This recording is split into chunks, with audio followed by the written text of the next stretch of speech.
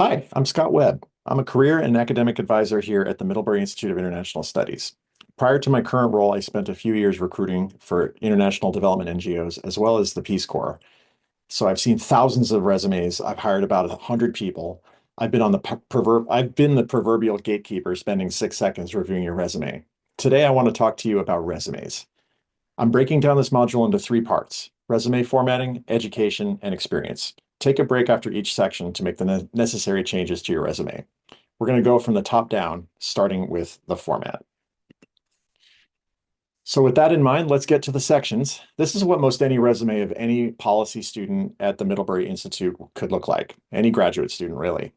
You can tweak small things like the font, whether to put education above experience, and how to display your core brand and the key skills at the top. But when I'm given a resume to work on, they most all end up looking like this. So first, you have the contact information and a key skills section. Then most of you will list education above the experience section. For most of you, you're in graduate school or at the Middlebury Institute because you're trying to make yourself more qualified for jobs that you otherwise haven't qualified for. So it makes sense to put the most marketable and recent work first. If you have more than 5 years of professional experience, then I would recommend putting experience first. Finally, you have the other sections at the end of your resume. These depend entirely on your skills, achievements, and other background information relevant to the jobs you're applying to. The purpose of a resume is to get invited for an interview. Think like the employer. Know where they are coming from. Know your audience. The past is prologue. They want to know you can do the job, and the best way to show that is to show that you've basically done the job, either explicitly in a past role or collectively across different accomplishment statements from your past roles. You should have a master resume of all your experiences. That document can be as long as it takes. However, the resume you ultimately submit to employers should be no more than 2 pages max. If you have more than 5 years of experience, then it's okay to go longer, depending on the employer, but you'd be surprised how much can be put into 2 pages without cluttering up the space.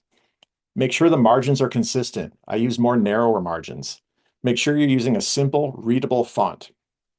Use fonts that most anyone would have or be used to reading. Overall, your goal should be to keep it simple. You want the resume to be scannable in the proverbial 6 to 10 second window that recruiters are using to make their initial scan.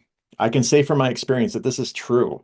Save your creative resume ideas for the right role. It's okay to have a heavily formatted resume, like with columns, colors, shading, etc., if you're trying to secure a role where you'll need to do graphics design, communications, advocacy, or something else where that kind of skill set is useful.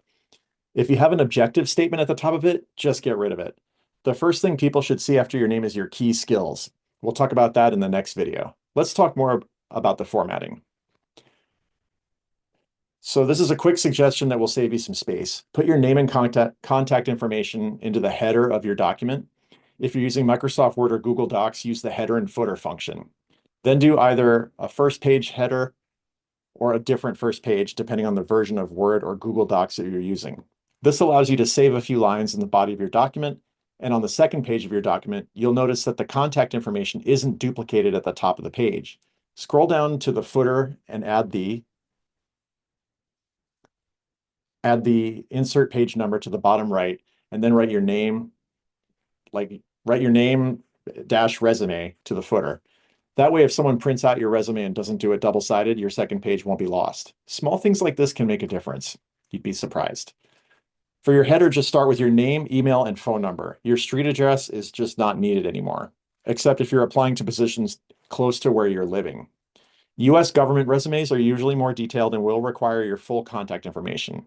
We can share USA Jobs guidance with students interested in working with the US government. Use a simple professional email address with just your name if possible. It can be confusing to employers if your email address reflects a professional identity different from what you're trying to convey.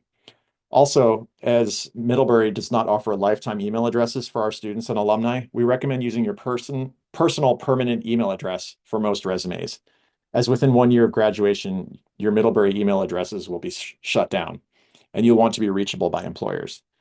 You can use social media links in your contact header. We recommend including your LinkedIn URL. Make sure you go to LinkedIn and use a personalized link. You can also include other social media accounts if you keep it professional and what you post is aligned to the professional identity you're trying to convey. Okay. Now that we've gone over the basics of formatting your resume, it's your turn. Take a look at your resume and try some of the formatting tricks we've highlighted for you.